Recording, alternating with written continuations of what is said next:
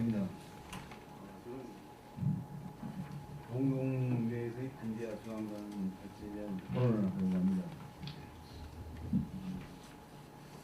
망치는 이렇게 박사님이 발언을 통해 공동에서의 반대와 조항 운동에 대해서 알게 되었고 조항과 반대를 통해서 통일이 이루어진 것을 알게 됐습니다. 근데 저희가 이제 동독과 이제 북한을 비교할 때 참 비교할 수 없다는 게 안타깝다는 걸 느꼈습니다. 저는 이제 북한의 인권 상황에 대해서 이야기하려고 합니다. 사실 2차 세계대전의 정식과 함께 이제 북한은 소련에 의해서 소련이 점령했고 남한은 미국이 점령해서 이제 67년의 세월이 흘렀습니다. 그 기간 동안 이제 남북한은 이제 판이하게 이제 남한은 경제발전과 민주주의라는 두 마리 토끼를 따잡은 민주주의 국가를 발전하고 북한은 세계 인권 일인 하나국이라는 어명을 놓지 못했습니다. 북한 헌법 제5장 67조에는 국민은 언론, 출판, 집회, 시와 결사의 자유를 가진다.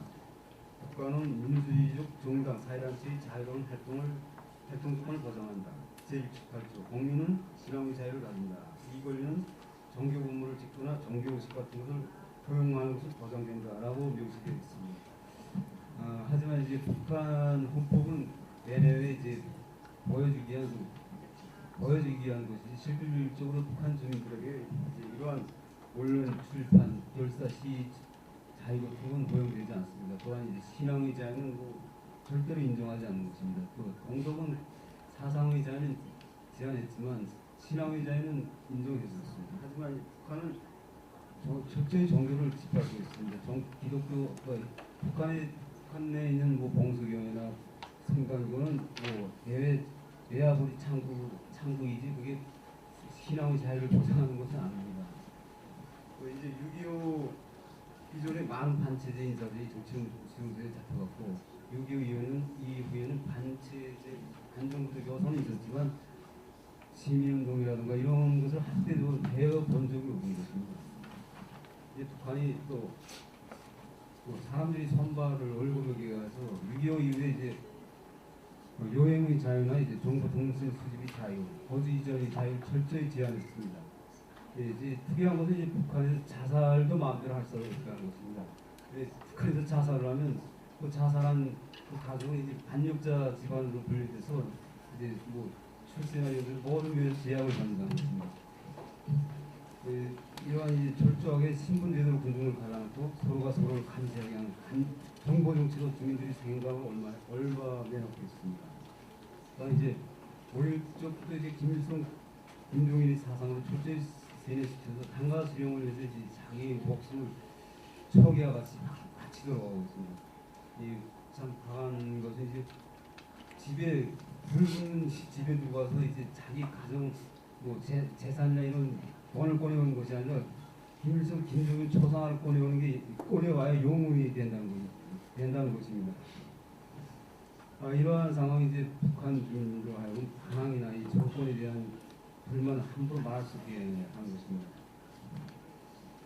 또 이제 북한의 인권 상황 요란한 건 수많은 탈북자들이 중원에서 많이 알려져 있지만 제가 보면 1990년대 중반 이제 북한의 권한 행동이 북한 인권유지 성토장이라고 말할 수 있습니다. 이제 배고픔을 면하기 위해서 수많은 탈북자들이 중국에 갔습니다. 그 중에서 특히 여성들 팔려고 하고 사람들 인권 유린을 많이 당했는데 또 가슴 아픈 것은 이들이 잡혀서 이제 북송됐을 때 당하는 고통이었습니다.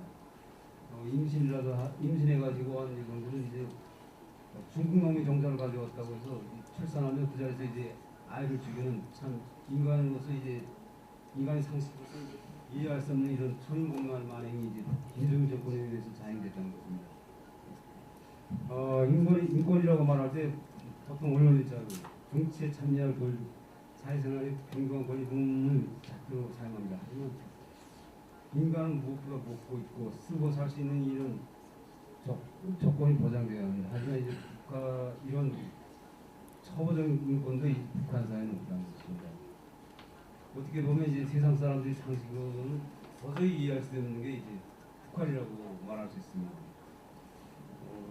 저는 이제 북한 인권 개선에 대한 방안에 대해서 생각해 봤습니다. 이제 불행 중 다행이라고 할까요? 1990년대 중반 이제 고난의 수백만 명의 걸려준 고난의 행군은 이제 죽은 사람들한테 참 가슴 아프지만 그 고난의 행군을 통해서 이제 세상을 알게 됐고 이제 북한의 현실을 직시할 수 있게 됐다는 것입니다. 네, 수많은 탈북자들이 이제 배고픔을 달래기 위해서 중국으로 건너면서 북한 우리가 살았던 조선민주주의민공화국이 세상에서 제일 지옥이라는 걸 알게 됐고 인권의 불모지라는 것을 알게 됐다는 것입니다. 저는 이제 북한 인권을 개선하면서 가장 중요한 것은 이제 크게 세 가지로 나오는 것 같습니다. 첫째는 이제 국제적인 해결 방안 모색과 둘째는 이제 북한의 외부 정보를 유지시키는 것. 그래서 셋째 전액 경제부와 민간 단체를 통한 이 경제 지원을 통해 이제 북한 주민이 이 의식을 개선해야 한다고 봤습니다. 국제적 해결 방안을 모색하는 데서 북한 인권 상황에 대해 유엔과 국제단체들의 목소리를 높이고 북한 정권의 인권 개선을 하도록 압력을 넣는 것입니다. 그쪽은 이제 북한의 이제 외부 정보를 유입하는 데서 통신 수단과 이제 디지털 기기를 이용한 외부 정보 유입은 북한 주민들의 인권 의식을 개선하는 가장 효과적이라고 말할 수 있습니다. 특히 이제 MKG인 여기가 지난 기간 수행해온 스텔스 USB가 참 저는 가장 이제 효과적이라고 생각하고 있습니다.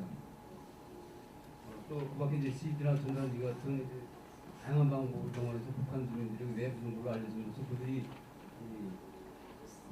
인권 의식을 개선하는 데 도움이 될 수 있다고 봅니다.